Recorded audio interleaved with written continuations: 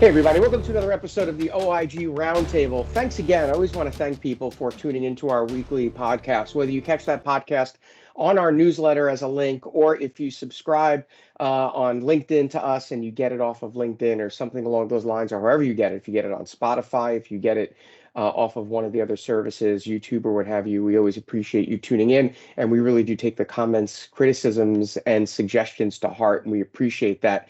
We have a full group of people for today's roundtable. As always, I'm appreciative of having three of my close personal and professional friends here. Wade McFall, retired Assistant Special Agent in Charge from the LA field office and now a member of our SAU investigative team. Matt Kachansky, retired executive from HHS OIG and the retired Northeast UPIC director and now one of our senior managers on our investigative team. And Jaysen Eisengrein, who is Matt's counterpart both at the OIG and also the Western UPIC director, and also now our special director in charge working on special projects for a bunch of our clients. And I am still Eric Rubenstein, the senior director of litigation, fraud, waste, and abuse support. Today we want to talk about, we'll call them the three CMs: case management, communication mastery, and career mentoring. And I want to start with career mentoring. And I want to start with Jaysen, because Jaysen, for those of you that follow the podcast and know, I've known Jaysen and Matt and Wade later on in my career, but certainly Jaysen was my mentor when I started off as an agent. I got hired in February of 1997, and I was introduced to Jaysen, and he was my professional mentor for a number of years, even when I was done being mentored. And I still look to Jaysen for advice and counsel. And so I want to start with you, Jaysen, because career mentoring is an important piece of anything, whether it be an SIU, whether it be at the OIG or any of that.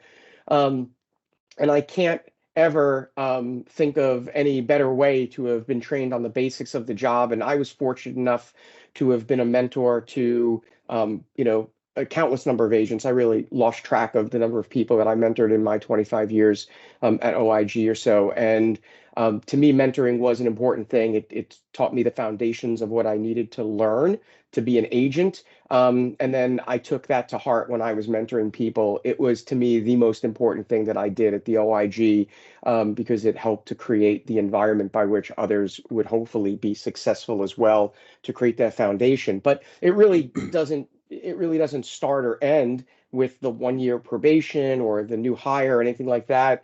At OIG, there was actually a written policy on mentoring, and there was a formal mentoring program. And the end of the day, you want people to be successful.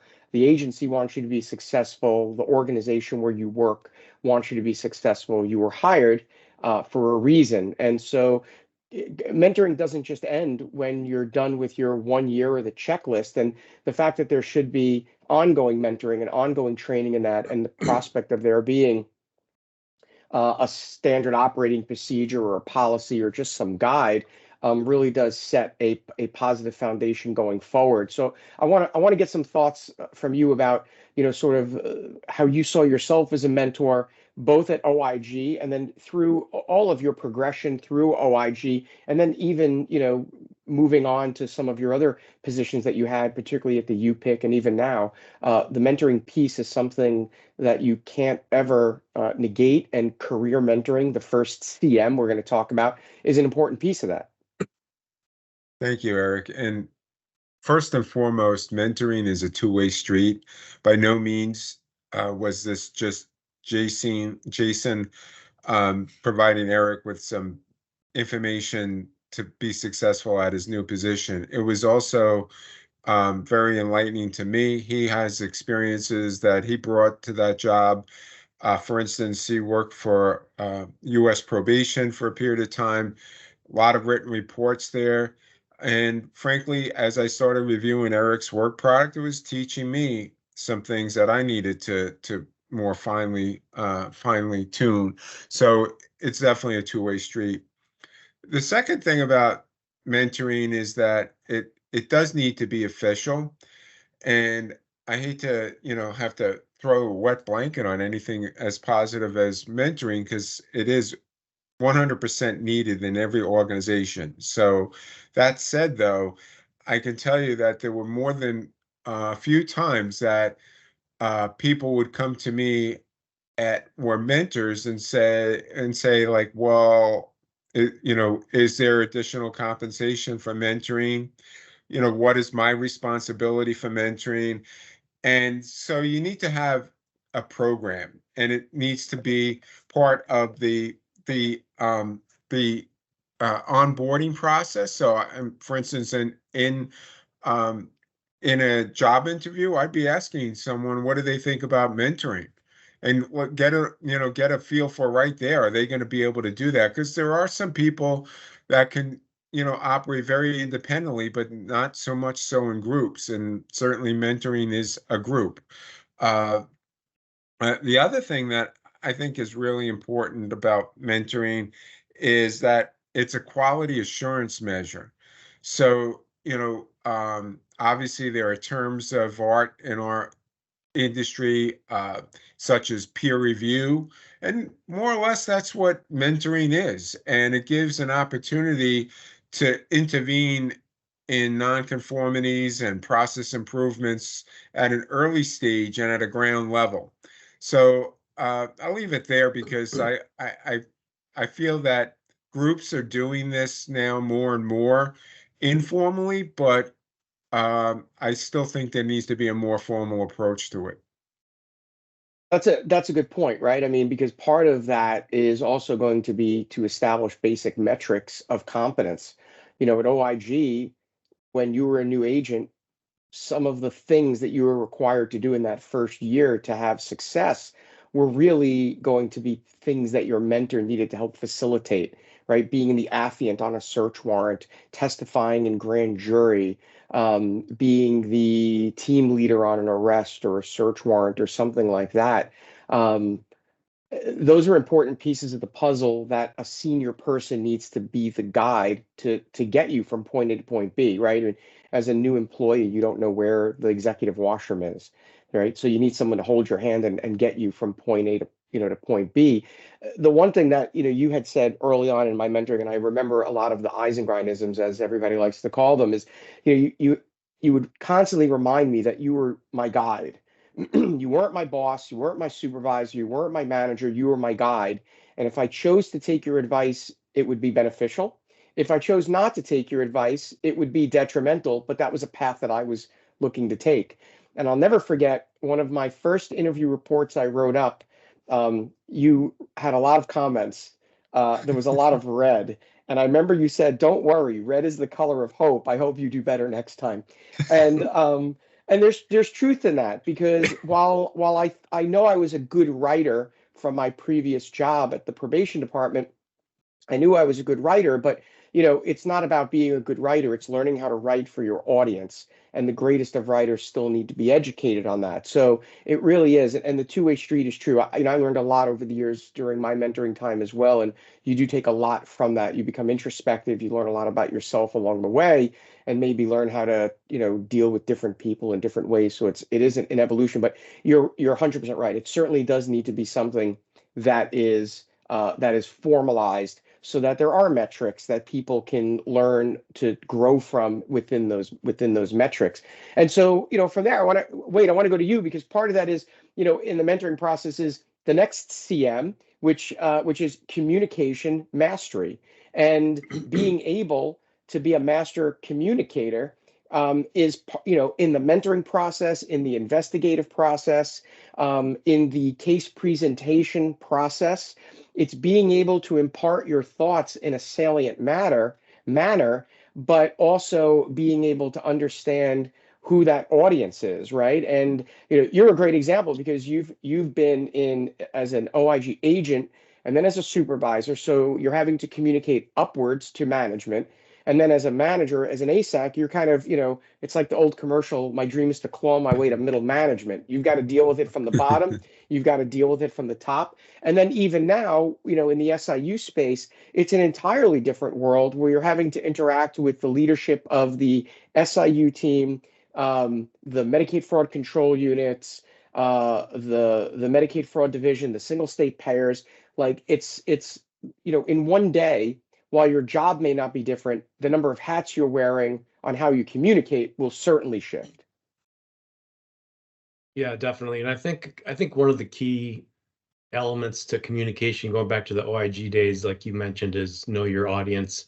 I think people have a tendency to not really take that into consideration and probably go in with too much detail. If you're trying to get a certain aspect of the story across or of the investigation, and we tend to get in the weeds too far, I think. And if you step back, and instead of having a 15-minute conversation about it where you're kind of all over the place, and I'm guilty of that too, but really try and figure out which are the key elements that you're trying to get across, do it in layman's terms.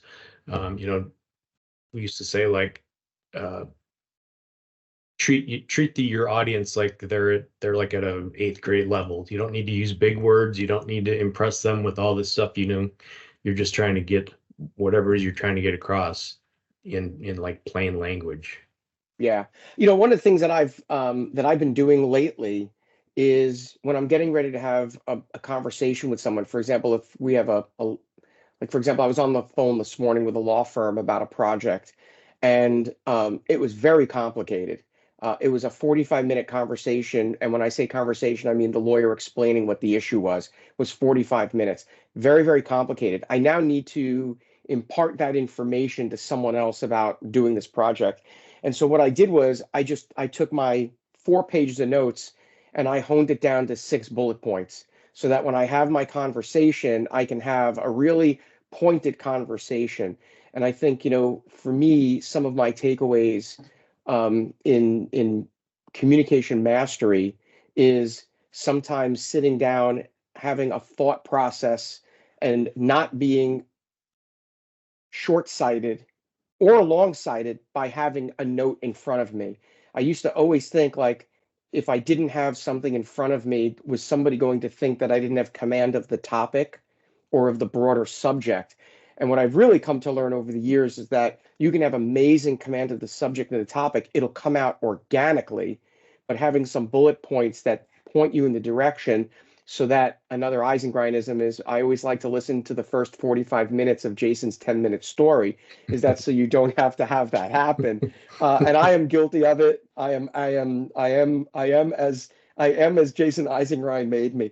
And so, yeah, there is that, and having that ability to make those pivots in that communication is important. So Matt, I want to go to you because this kind of brings it kind of all together.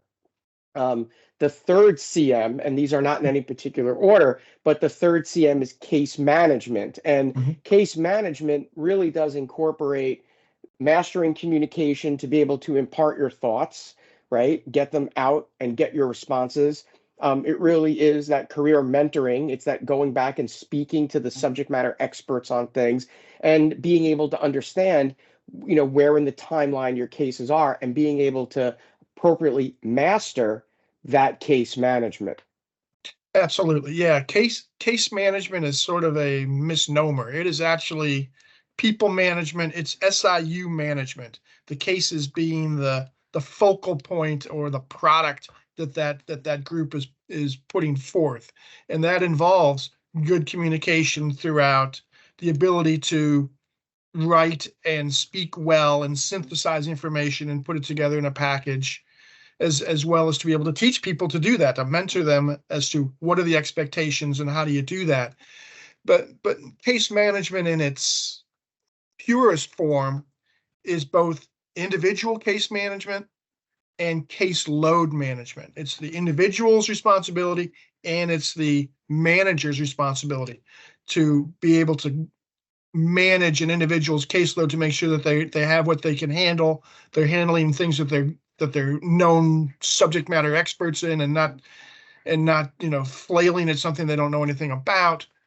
And it's also the individual being able to have a case in front of them, create a plan, have it on a timely basis, be able to move through those steps effectively to get to the proper resolution as efficiently as they can, so that not only are they managing that case, they then can look at their entire caseload, prioritize those things, and hit those steps for all of their cases in a timely and effective manner, that they can manage that caseload, resolve cases, bring in new ones, good leads that that are being developed, be able, working with their manager and communicating with their manager, figure out, are these leads worth pursuing again, and bring those into the caseload. So it's this constant, I don't want to say treadmill, but treadmill of cases that you're running through, that, you're being effective and productive.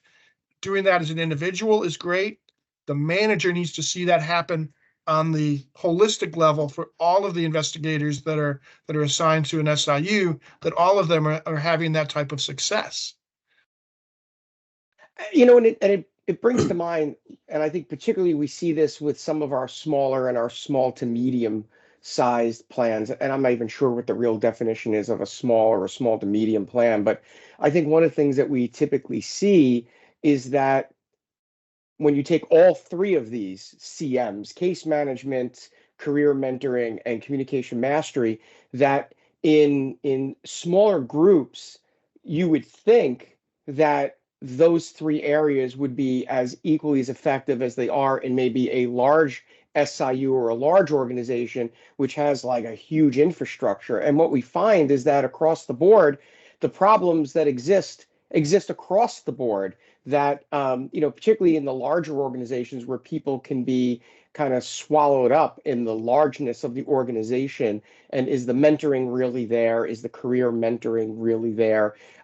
Is case management as good as it could be? What is that interaction? And I think where we certainly see a lot of these is that there tends to not be a huge amount of case coordination between the payment integrity, the SIU policy, and I know we've talked about this a million times on our podcast, is this integration of payment integrity, fraud, waste, and abuse from the SIU perspective, the medical part of it, that those are all pieces where that integration becomes very important. So, Jaysen, I want to go to you for the last bit because, I think sometimes we get lost in the sauce. You and Matt ran UPICs. UPICs are essentially, for people that aren't inordinately familiar with it, UPICs, the Unified Program Integrity Contractors. There are only 5 in the country. Jaysen and Matt ran 2 of the 5. They are essentially the SIU for Medicare under traditional Part A and Part B, and they're behemoth, right? So, Jaysen, you had a large budget, you had a lot of employees. There's a lot of moving parts internally. Externally, you have to report. There's CMS reporting, right? There's congressional reporting, all of that. How do you deal with from an SIU, because essentially you were an SIU director on a more public scale than a commercial payer, right? Because everybody's looking at Medicare and everybody wants to point the finger at when the UPICs aren't doing their job. But how do you corral all of these different areas together to make sure that they really do work in a cohesive manner so that career mentoring, communication exists, and case management exists? It can't just be putting all of the heads of a department into a conference room and saying, in a gladiatorial way, go fight it out, right? Correct. So there's the expression, how do you get to Carnegie Hall?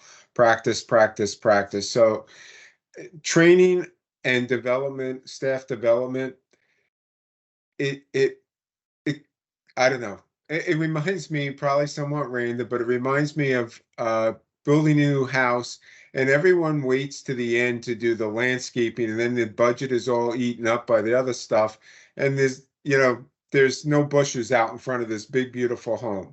So kind of the same thing. So build this big organization. If you haven't accounted for the fact that there's going to need to be training and personnel development, you're selling yourself short.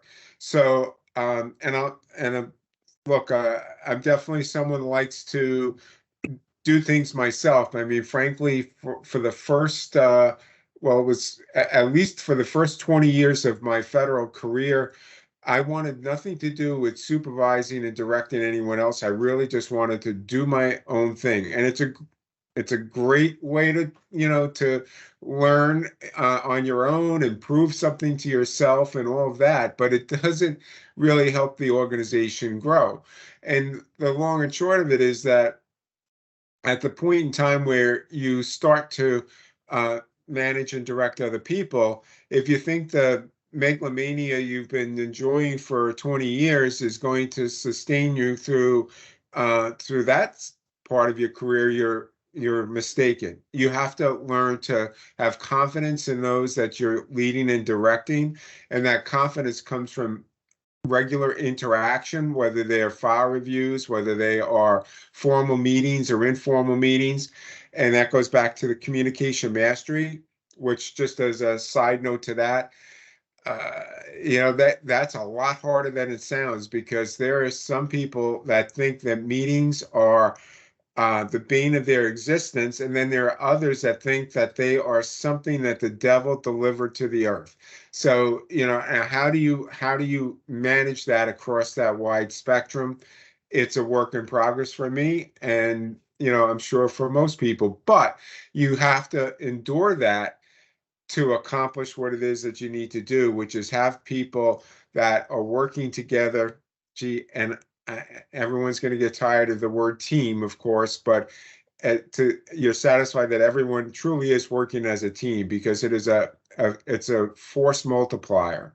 So long and short of it is, it's about training and career development, and not to sound like a flirtatious plug for the organization, but Advise does do an excellent job of inserting itself as trainers for organizations that didn't, think to have that landscaping when they were building their organization, and now need something right away. So I've watched both Eric and Matt in several sessions, and it goes really well. There needs to be role playing. It can't be just one person standing up in front reading from the policy and procedure manual. It has to be experiential um, anecdotes that give it some real context to what's important. But it's definitely something that we can help with. Yeah, I think, we highlighted three, CMs, but there's probably a dozen we can come up with on other things. I mean, it's really, some of these, I think the big question that we get asked when we're talking to some of our SIU clients is, what is this going to cost me? The reality is that these three things that we just brought up cost nothing, outside of maybe having to have somebody from the outside come in and write the policy or write the standard operating procedure. Um, that shouldn't be a bank Well, breaker. well, just so to that point, it's a lot. I don't know if it's easy, but it's more risky to develop what it's going to cost you if you don't do it, because if you haven't had to report the loss of 600 PHI records to Congress, and the person that lost the records, says, "Well, no one ever trained me on this." I mean, those are the worst case scenarios, Right. but that cost is Yep. very high. Yep. No. So it's right. It's the cost of doing something, but what is the greater cost of not doing something? And you typically don't know what the greater cost of not doing something is until that not doing something causes something to happen, right? So you don't want to be that mouse on the wheel. But yeah, I mean there can be a bunch of these. So we've got a little blog on this. This was a little bit of a more detailed analysis, but Matt took some time and wrote a quick blog, which will be in our newsletter on Friday. So when you get that newsletter, you can read Matt's sort of summary of what we just talked about, and you can build on that for your own SIU and your other work. So, as always, guys, I appreciate the time and the insight that you guys bring to this podcast every week. And again, thanks everybody for tuning in. If you're not getting our newsletter, feel free to send us a note at hello@advise, ADVIZE health.com. You can get our podcasts, our LinkedIn Live events that have been recorded previously from previous live events. You can get that all on the YouTube channel, and just do a search under YouTube. Next week, we've got a LinkedIn Live that's coming out. We're going to be talking about leads, and weak leads lead to weak cases, which lead to poor recoveries, which leads to reduced ROI. So we're going to talk about some tips, hints, and tricks for leads. And for those of you that are familiar with the movie Glenn Gary, Glenn Ross, you want the Glenn Gary, Glenn Ross leads all the time, not some of the time.